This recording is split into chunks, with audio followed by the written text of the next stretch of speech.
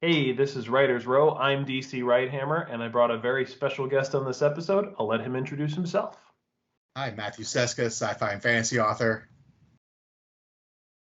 And if you've been enjoying the content I've been putting out on Writers Row, make sure to give this video a thumbs up, subscribe down below, and hit that notification bell. I brought Matt on this episode to talk about marketing and TikTok, something I know zero about. So I'm going to be asking some very candid questions because I have a lot of them. Before we get into that, this is being recorded during Indie April at the very least. So I want him to go ahead and pitch his latest book, which is The Miranda Project, which happened to come out on April 5th. So just in time for Indie April. It's a sci-fi adventure action thriller type of story, kind of a Jason Bourne meets the X-Men kind of tale. So if you enjoy that sort of stuff, give it a try. Yep, and I will pitch my book. I don't do that very often, but Between Two Minds Awakening is my first novel. It's kind of getting old now. It's going to be 5 years in September that it's been published, but it is still my first book baby, and I will push it occasionally here or there because I'm still proud of it. And there'll be links in the description down below for both Matt and my book. So, it's very good. You have read it. You did read it and review it. I really appreciate that. Absolutely. There you go. Matt's read it, reviewed it, and liked it. You should too. And I've got to get the Miranda Project and read that. And I will definitely give it a review. So, absolutely. So the big question, everybody in writing community, authors, writers, we write the stuff. How do we sell the stuff? And one of the most recent in the last 2+ years ways to market your book is TikTok. I'm on TikTok. I am following 35 people, I think. I don't know how to TikTok. I feel completely out of my element. I've worked in IT my whole life, and I open the app and I watch a video or two, and I'm done. But apparently, I've heard from so many authors, it's a great place to market your books. You've said the same thing. Walk us through how did you get into this, and just walk us through that part of it to begin. I got into it kicking and screaming. That's how I do a lot of things, but I was definitely adamantly against this. I was like, I'm already doing Twitter, I'm doing this, I'm doing that. I can't do that too. And unfortunately it works. It's one of those things where I'd seen a lot of other authors using it and having success with it. So I was like, I got to get in here. I got to try it. And it's fair to say that since I've got on, my sales numbers have doubled or tripled on a monthly basis from where they were. The first month I was on there, it was a huge jump from the previous month where it had just been dying with Twitter and Instagram and whatnot, just not really getting me anywhere. And it is a good platform for marketing. It's micro content, but it's also networking too. You end up networking with a lot of other writers, just like you do on Twitter or any other platform. But you are going to get in front of more readers, it seems like, this way than opposed to a lot of the other platforms. It seems like sometimes when we're on Twitter, we're talking to ourselves, which is great. I love you guys, but you're not reading my book. Exactly. And it's the same thing in a lot of other places. Instagram, it's like that you're not getting a lot of contact with readers. Sometimes it feels like we're talking amongst ourselves. With TikTok and the book talk hashtag especially, you get in front of readers.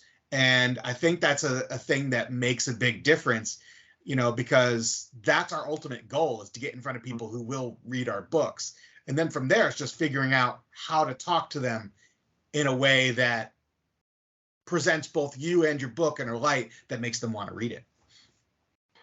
Yep. No, I agree. I think all writers are also readers, but they're readers with an agenda, I guess is the way I'll put it, because they're writers. They want to push their stuff, their books, and they want to get readers for themselves.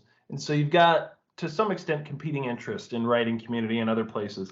And sometimes we are reading for different reasons, right? We're reading something almost as a, well, how does this compare to what I wrote? What can I learn from this? We're not always necessarily reading for enjoyment anymore. At least we try to, but your brain starts going the other way with it. Right. Hyper analyzing scenes and story choices and different things like that. No, I 100% agree with that. And the pinnacle, the goal is to find actual readers, book clubs, people that are just reading for fun, consuming, and just want to be invested in your story and in your characters because they're just readers. And it's content like anything else. They're watching Netflix, they pick up your book, they, watch a YouTube video, they watch a TikTok and all this. And so that's ultimately where we want to be. We want to be with those readers. And so you're finding them on TikTok. So talk us through what content you're putting out on there that seems to be getting readers' attention.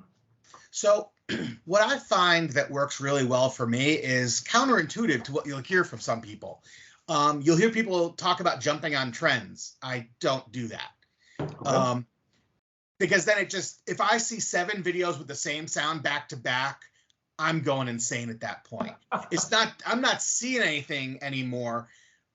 So to me, I don't do that sort of stuff. I try to be, and I'll do it 1 or 2 every once in a while when it just happens to be funny, right? I did one where I did like the Guardians of the Galaxy voice where Rocket's telling Groot, not to push that button, and I've got kill this character, underneath, right? Because it's having some fun with it. But most of the stuff I do is either talking about process, talking about my book, or talking about stuff that are not necessarily related, but it puts a bit of me out there. I happen to post a lot of stuff on Dungeons and Dragons Talk, so D&D Talk. I happen to also write fantasy. You think I find some readers that way? It's possible, yeah. I mean, because you're going to get fantasy readers that play games like that. I will post stuff about the concert I went to or whatever. But what I'm doing is I'm creating that connection where the reader gets to know you a little bit, and then they potentially become a customer when they see your product out there. Yeah. I mean, you work in service, right? I do. So that's why you said customer. I get it. 30 plus years of customer service in retail, yes. So, but I almost said guest, and I had to stop myself. Guest, right? I think that's what Disney calls us too. When you go to Disney World or Disneyland, we're guests. And complete sidetrack, but the people that work there, they're characters, and they can't come out of character, because if they do, that's not good. I one time got one of them to come out of character by asking him, "Is this ride really that scary?" We were at Tower of Terror. And for a moment, I almost got a real, genuine human interaction from a character, and then they snapped mid-sentence, and they're like, "This is a great, terrifying," they went into their character. So, complete tangent. Anyone watching this, bear with us. We'll get back to TikTok in a second. But no, I get it. And so I'm still fairly new to TikTok, and others completely, new, or if they're thinking about getting on there, what would you say the first steps they should take are in order to start getting some value out of using it? So what I recommend is, if you're looking to get into that for marketing your book or whatever, start following hashtags like Book Talk, Author Talk, and Writer Talk. You're going to start seeing some of the other content that's out there, and it's going to give you some ideas of what to do. And some of the stuff is going to be repetitive, because again, you're going to see trend stuff, and there's nothing wrong with that. But you also get people talking about writing advice, talking about their own books, talking about books they've read, and you're going to start getting, things that you're like, oh, I want to buy that. I want to buy that. You'll see that happening to yourself as you're watching these particular videos, as opposed to just the random scrolling where you get whatever. It doesn't take long for the algorithm to kind of figure out what you're really there for. Once you follow the right types of accounts and like the right kinds of videos, it's going to stop showing you the stuff that you don't care about. For the most part, there's still going to be some stuff that sneaks through. And I think that's one of the things that's really nice about it. Now, you'll see a lot of videos also from authors talking about how they're trying to figure out the algorithm. I've given up on that. I'm an English major. I don't do that. I just put my product out there. I put myself out there, which in this case is my product, and I see what happens. And again, it's the connection that you create with people by doing that gets you the results. Okay.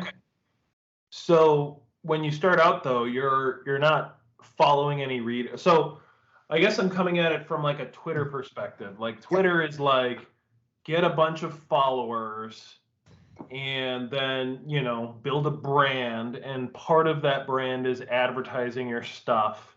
How much of that translates to TikTok, and how much do you think, what would you say the major differences are from TikTok to, say, let's just say Twitter, because that's where this show came from?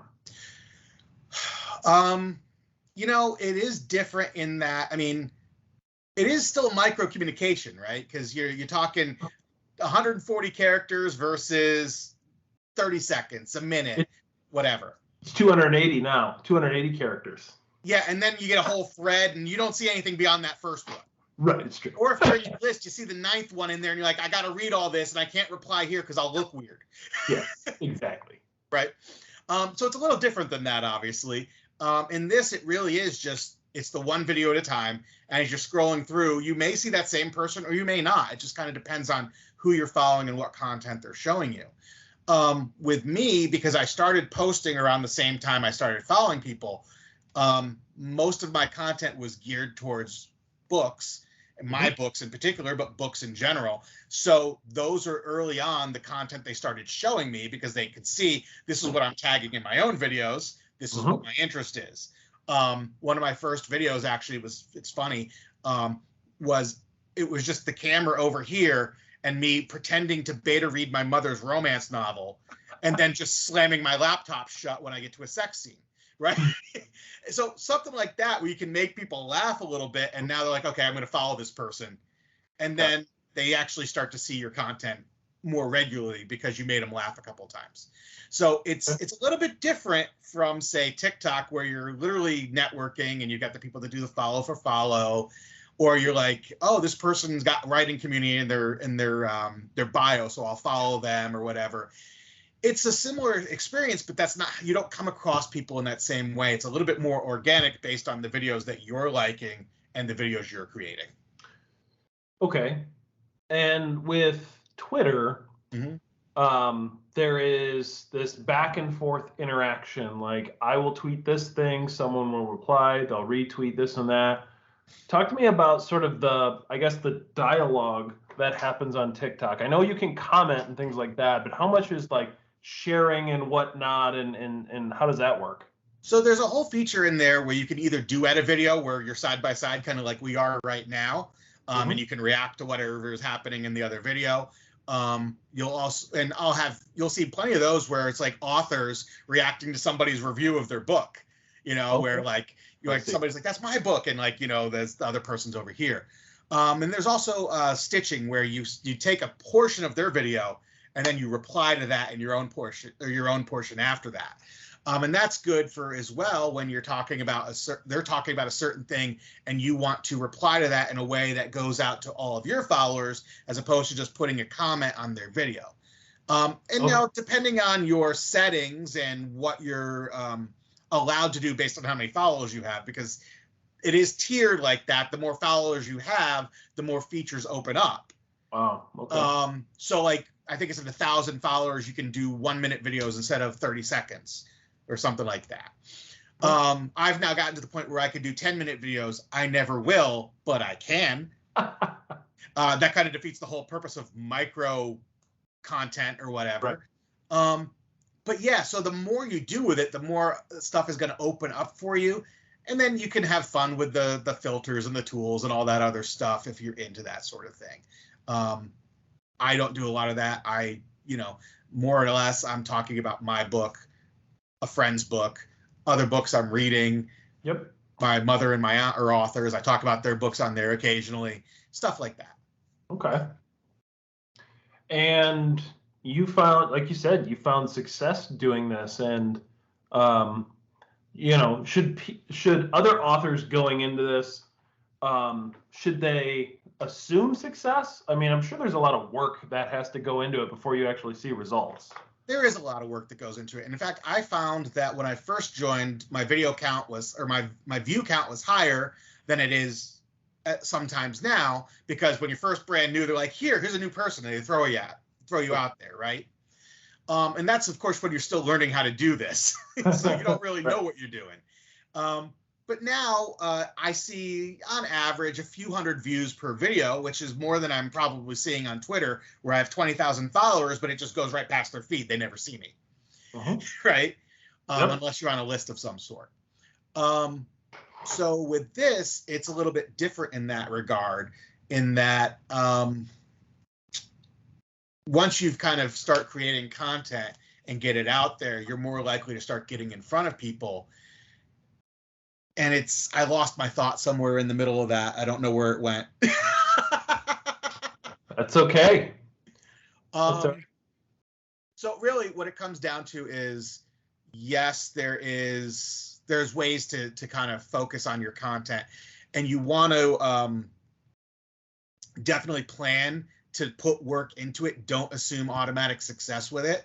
And the algorithm does strange things. It'll pick one video that it'll put out to everybody, and other videos you do will just kind of languish. And sure, you start to kind of figure out that over time of what is going to work a little bit better than others.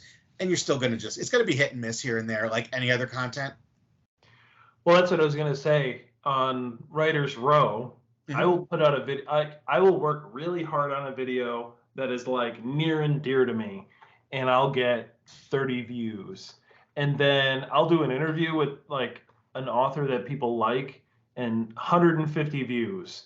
And all I had to do was chop off both ends of the video, put an intro in, and upload it. And so what I kind of like about the idea of TikTok anyway is that, you get a lot of bites at the apple, right? I'm just going to make the next video. There's very little overhead. I mean, some of the production of some of these TikToks is over the top. The back and the forth and the settings and the changing of outfits and the different things that people are doing. I got a phone and a ring light. That's literally it. Right. It doesn't require nearly all the stuff. Now, obviously, some people are doing all that, and it's working for them. But yeah, it's a bit much with some of that. I don't know how to do all the transitions. And some of it's amazing. You watch and you're like, how did they do that? I don't know how to do that. I went to school for video editing. Yeah.